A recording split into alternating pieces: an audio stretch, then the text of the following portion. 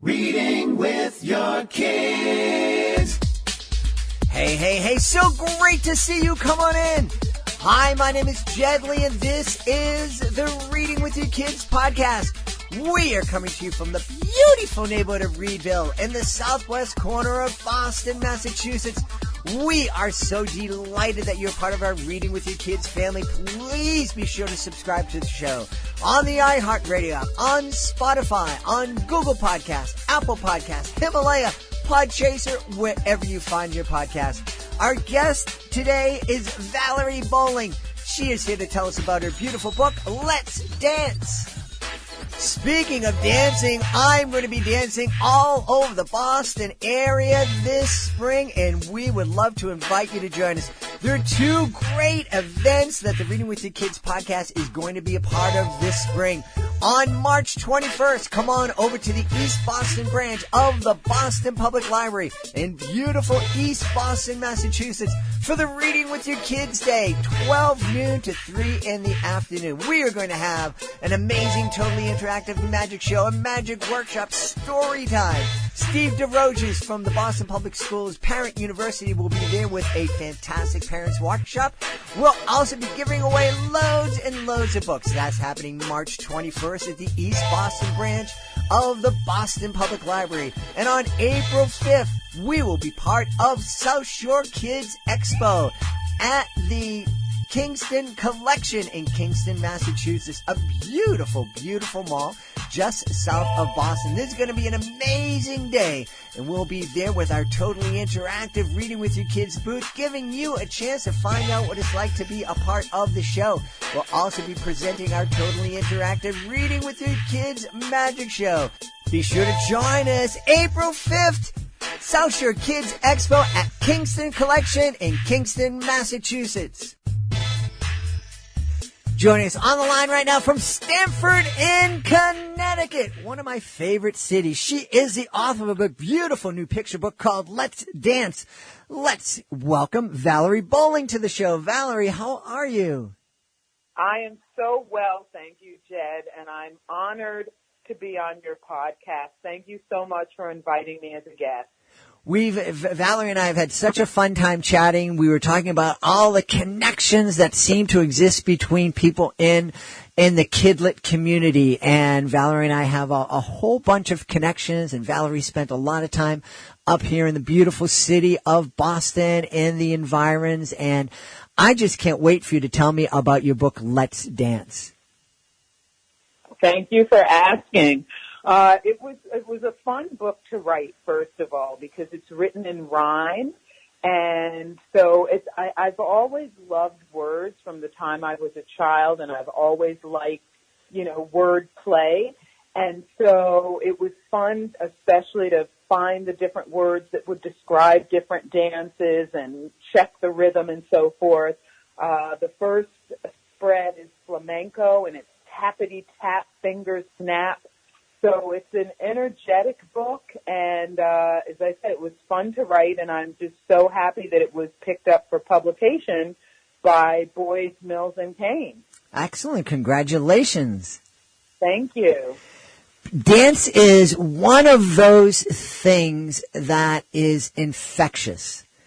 And it is. There are so many kids. I was going to say there's so many little girls, but there's also so many little boys who just love to dance. My daughter was one of those little girls who danced from the time she was 2.5, because we fibbed on the application when we brought her to dance school, and all the way through graduating from college into 18, 19 years old, and she's still active today. And it was such a huge part of her life and such a huge part of so many other kids' lives. Was that the case for you? Did you grow up dancing?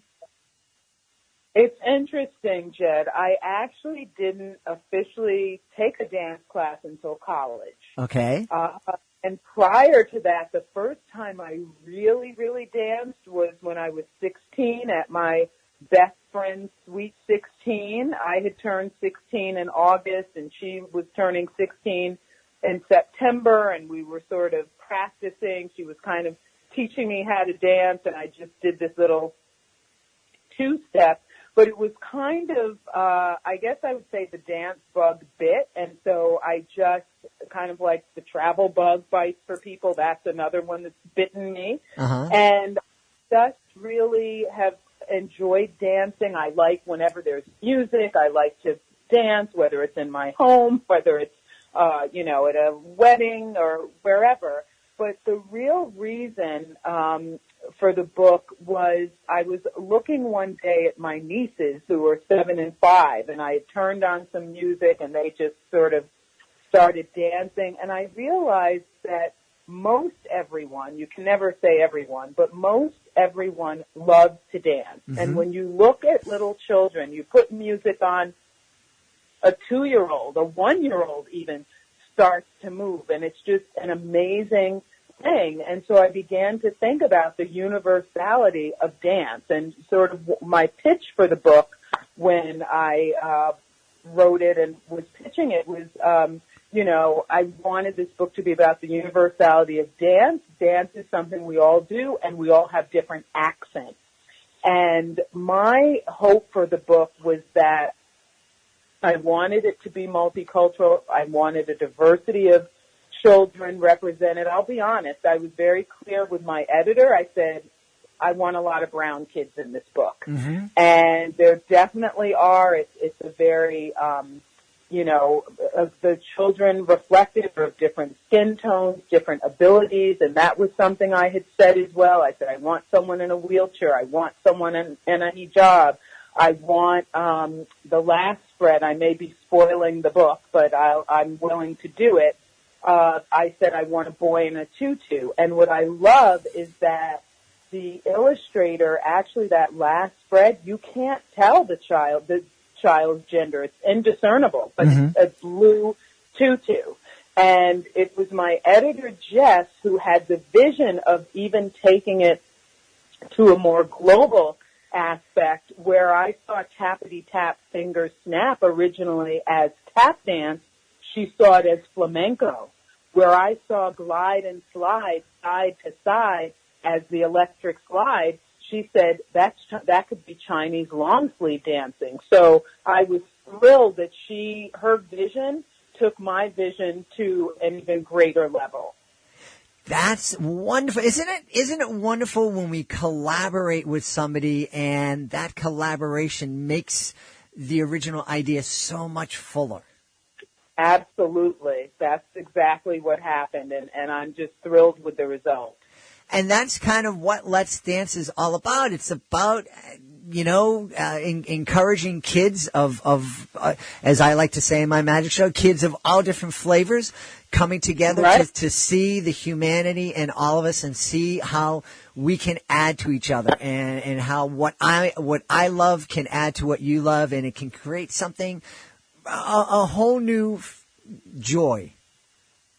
Absolutely, I agree. And I think the other thing that is important about the book, for instance, when I said I knew I wanted someone in a wheelchair, I actually had an experience. I was at the wedding of a former student, and she has a cousin who has cerebral palsy, and I believe he was 28 at the time, and he was in a wheelchair, and he was on the dance floor dancing in his wheelchair, sort of doing, it reminded me of people on bikes who do who pop wheelies or whatever. Uh-huh. He was, sort of lifting up his wheelchair while sitting in it and just doing these incredible things. And I think sometimes we think, dance is for a certain type of girl. And we really need to realize that no, there's Misty Copeland who started dancing at 13 and is, principal ballerina. You can have boys or transgendered young people dancing. You can have someone who's Muslim dancing. So it really is for everyone. Yeah. As you were talking about the dancer in a wheelchair, I had such a great experience as I was developing my business, quote unquote business, as what is a business? I'm sorry, I should take those quotes out. But as I was learning how to make my educational magic show business successful, I was working in a school for kids with severe developmental disabilities. And and my job was to get the kids out into the community and get them to do typical things or do things with quote unquote typical kids.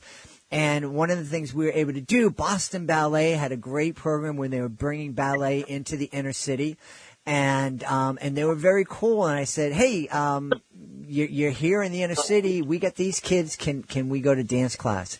And they said, absolutely. So we had kids in wheelchairs and kids with all sorts of challenges doing ballet. And because I had to help them, I was learning how to plie and releve and all of that. Yeah. This is one, and talk about that joy. You picked up, you got into dancing late. You know, most kids do get into it when they're really young. You get into it as a teenager. I got into magic when I was much older. I got into it in my 20s. I think when we get into it later, I think that the love is even more special, I think, and the passion is more special. What was it about dance that kind of bit you and got you hooked? Yeah, I think, first of all, there was the music. At that time, for my best friend's Sweet 16, you know, disco was out, and I loved the music. I loved listening to it on the radio, so the idea of dancing to that I really enjoyed. And my goal, quite frankly, at college was you would take a minimum of 4 classes a semester. That was kind of the expectation, and I always took 4 or usually 6. And I always felt that I wanted at least one class to be a physical class. So I even they actually had a physical education class, and I took that one semester, and I took dance just about every semester. So it was just, I felt that it's also about having balance in life. I've always been an active person, and I remain active today. I took a lot of, you know, and still do take fitness classes, which there's an aspect of dance to that as well, and particularly when you do Zumba, which I've unfortunately had to forego because I have some issues with my knees. But there's just this passion and this love. It's fun, and when you do it with other people, it's a way to sort of connect, whether you're connecting with people in a dance class or whether you're connecting with people on the dance floor. It's just fun. Yeah. I don't think I've mentioned this on the podcast yet. My family and I went down to Costa Rica last summer, and we had a great time. And one of the things my wife and I did, we just kind of wandered into this cultural center, and there was a dance event. There's the typical dance of Costa Rica, and they invited people to join them on stage. And of course, I volunteered, and I got up, and it just, talk about breaking the ice. You know, I went up there and just started moving in my goofy, very unrhythmic way, and just developed immediate friendships with the other people that were there. Absolutely. It's such a way to connect, and also for me, when I hear music, your story in Costa Rica, Jed, reminded me of a couple of experiences I've had. So one time my husband and I were in Burlington, Vermont, and I hear these drums, and I said to him, where are the drums coming from? We have to find the drums. And we found this little studio, and there was this dance circle, and the door was open. I went in, and I joined the circle. I had to dance. And then the other image I have is when we were on a cruise to Bermuda, and we, you know, at one of the ports of call, we were out in the street, people were dancing, and it was just amazing. I mean, when you think about Mardi Gras, you know, you've got people dancing in the streets, and it's just a wonderful feeling. My husband is from Trinidad, and we've been to Trinidad Carnival, and, you know, everyone's dancing, and it's just the energy and the connection between people at times like that is just contagious and wonderful. Absolutely. And it is such a healthful thing to do. I mean, Yes. it really is. And there's so many benefits to it. And I grew up, I loved dancing as a kid. I would never take dance lessons because that's not what guys did 100 years ago. But I was an athlete, and I know that, and I was really surprised to hear way back then that there were some of my heroes who were playing football actually took ballet because it helped them on the football field. Yes, I've heard that as well. I absolutely have. Yeah. And one of the things, because I mentor young magicians, one of the things that I oftentimes will tell them, and they'll come up to me and they'll show me their skills. And these are kids who have forgotten more magic than I'll ever learn in my life. And I've been performing for 30 years. And they're just amazing. And they'll say, what should I learn now? What new thing should I learn? And I'll tell them, go take a dance class. And they'll look at me like I have four heads. I'm like going, you gotta be able to put that and make it interesting, and be able to dance and be able to move and to it's just such a great way to kind of understand where your body is in space.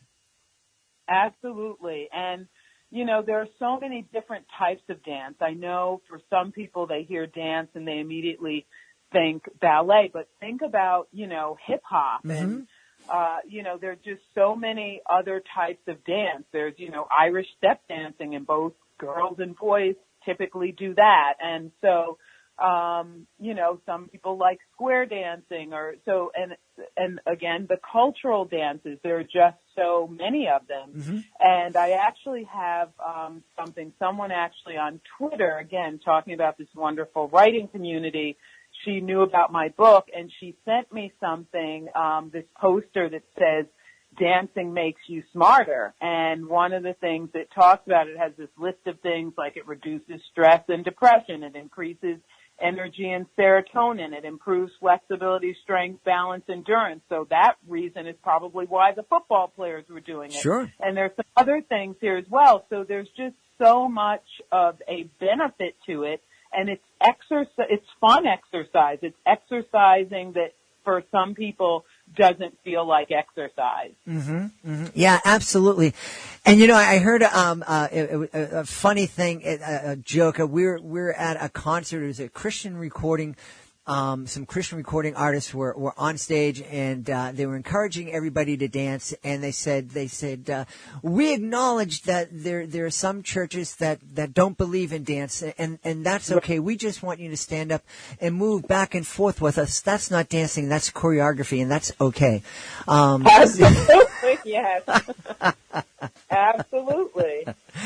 But, and that's, it brings up the fact that there's a lot, you were talking about the different cultures that have dance. There are a lot of religions that incorporate dance into their ceremonies. Mm-hmm. Yes. Yeah. There's, I know in some churches there's praise dancing. Mm-hmm. And a lot of children are involved in that. So each culture, I think, and community has its own way of expressing dance. What was the thing that surprised you most as you were writing Let's Dance? I don't know what surprised me while I was writing it. I think maybe one of the things I learned, I'd always written rhyme. In fact, my earliest writings at age 6, I kept a black and white marble composition book, and I'd write these little poems. There was a cat. It sat on a mat. Look at the rat. Is it fat? Those kinds of things. And one of the things I learned from one of my writing friends is that when writing rhyme, the scansion has to really be on. Like every word counts. Every word counts in a picture book anyway, but Let's Dance is actually only 60 words. Wow. But the words really have to work together. And so I really, learned that I've got to make sure the rhyme is right and the rhythm is right. And the original title actually was I Love to Dance, And it's sort of, there would, be a couple lines, da-da-da-da-da-da-da, I love to dance, da-da-da-da, I love to dance, da-da-da-da. That line kept repeating. And a friend of mine who's also a writer, and she's got 2 books coming out. I'm trying to think if they're both coming out this year, or one this year and one next year. Marianne McShane, who is also a storyteller, and she just retired as a school librarian last school year. She was looking through the text, and she said, you know what, this line here, tappity tap finger snap, she said, why don't you start with that? She said it would get people into the story right away.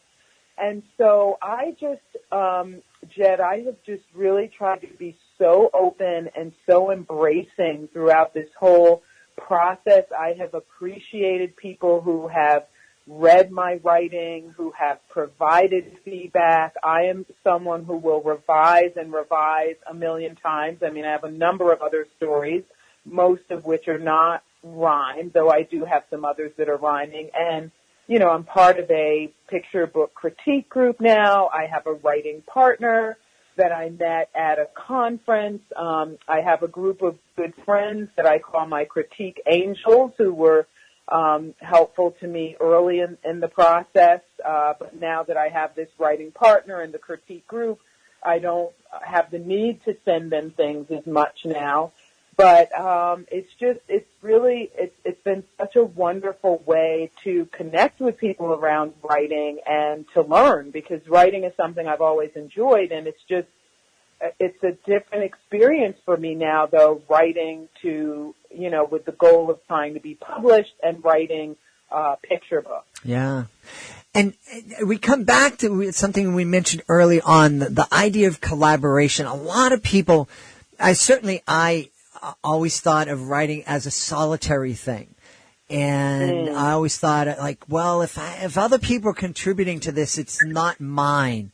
Right. It's no longer mine, it's the group's. And it took me a long time to be able to say, but that's okay. That's right. It's okay to be, that your thing, that your idea.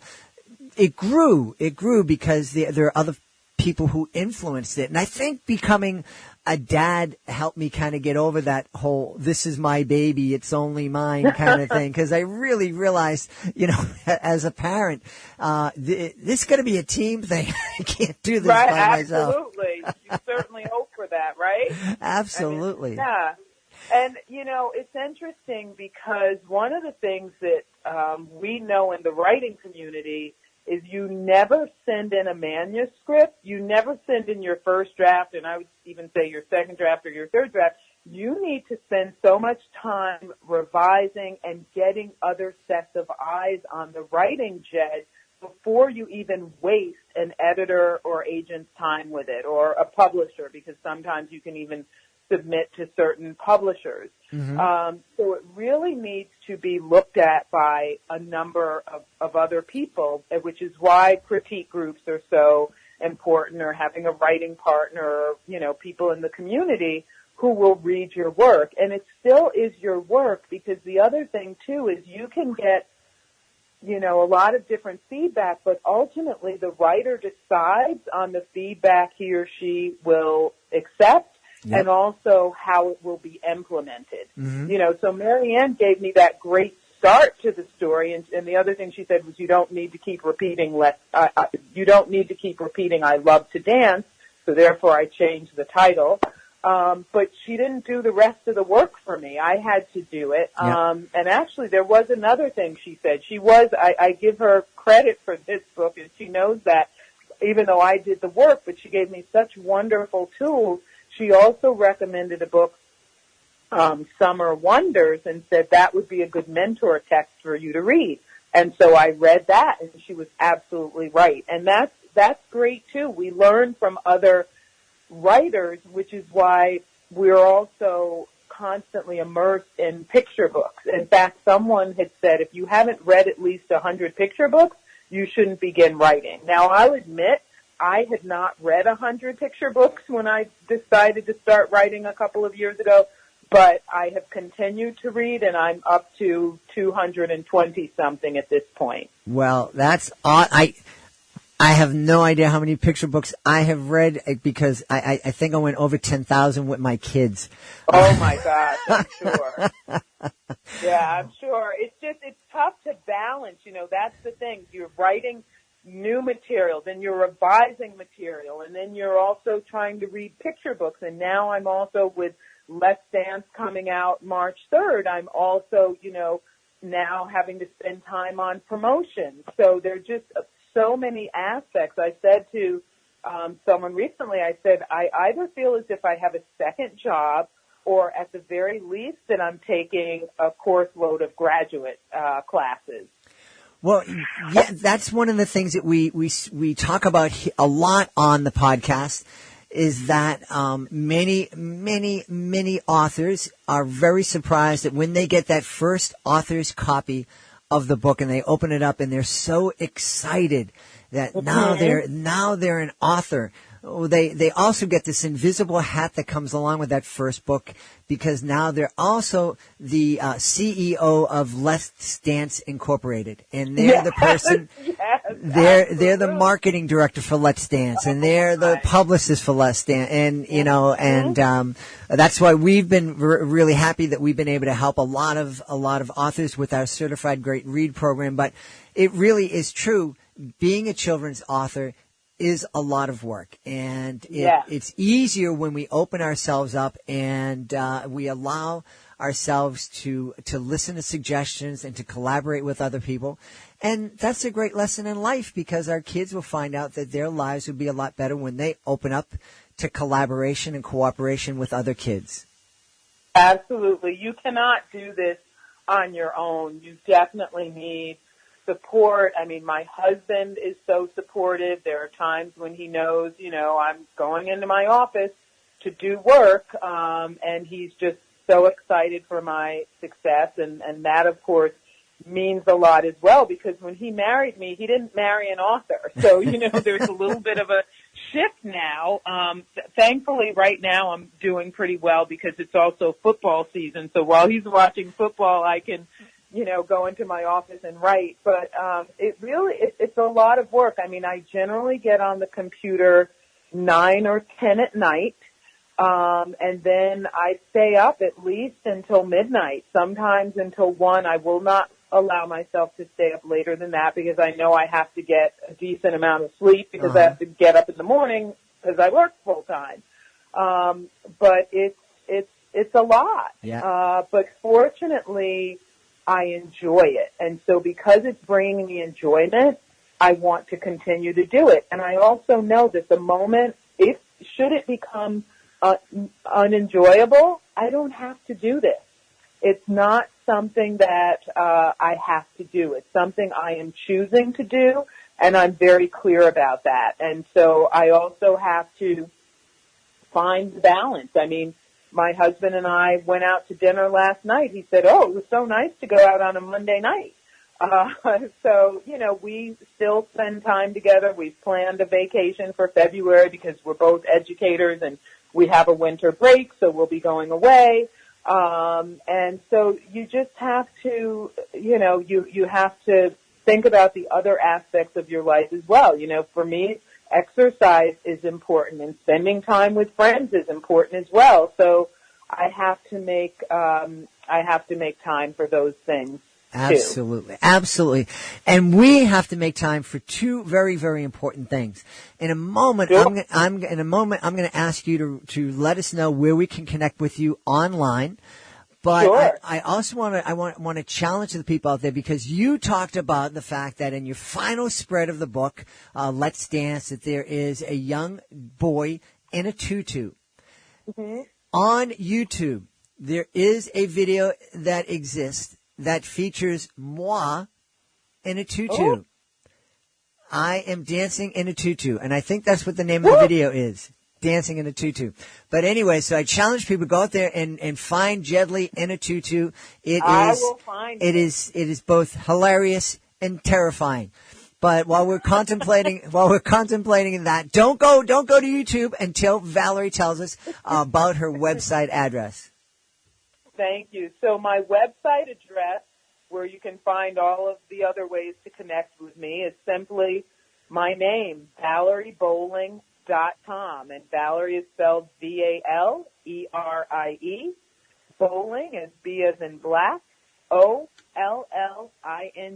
So ValerieBolling.com. And I'm on Twitter. I have my Twitter handle in there. I have actually 2 Instagram accounts because I have Valerie Bolling author, and then I also have Let's Dance book. So it'd be great if you want to follow me on both of them. Excellent. Well, we've had such a great time dancing through the pages of Let's Dance with our guest, Valerie Bolling. The book is now available. Go out and get it today and dance with your kids. Valerie, thanks so much for being part of our show. Thank you so much, Jed. It was my pleasure to chat with you. And again, I thank you so much for this service that you're providing to authors like myself. It really means a lot. Thank you so much. I'm honored. Please be sure to join us for the next edition of the Reading with Your Kids podcast. Our guest would be Yevgenia Nyberg. She'll be back joining us talking about her brand new book, Typewriter. We also have a really heartfelt talk about immigration. Such an important topic these days. That's the next edition of the Reading with Your Kids podcast. If you are the author of a fantastic children's book, we would love to have you as a guest on the podcast. Being a guest, we've said it before, it's fun, it's easy, and it gives you the chance to tell thousands of people about your fantastic book. And best of all, it doesn't cost a thing. Check it all out today. Go to our website, readingwithyourkids.com.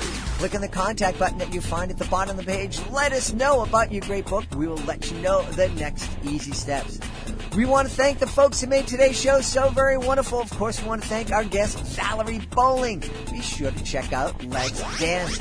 I want to thank the amazing members of my team. My producer, Fatima Khan. Be sure to check out her blog at readingwithyourkids.com. And my account executive, Peggy Cotto. If you're looking to promote your book, you can get in touch with Peggy by emailing her at Peggy@Jedlie.com. That's Jedlie, Peggy@Jedlie.com. I want to thank my beautiful wife for all the support that she gives me. And, of course, I want to thank you. Thank you so much for taking the time to join us today. And, as always, thank you so very much for taking the time to make the world a better place by reading with your kids.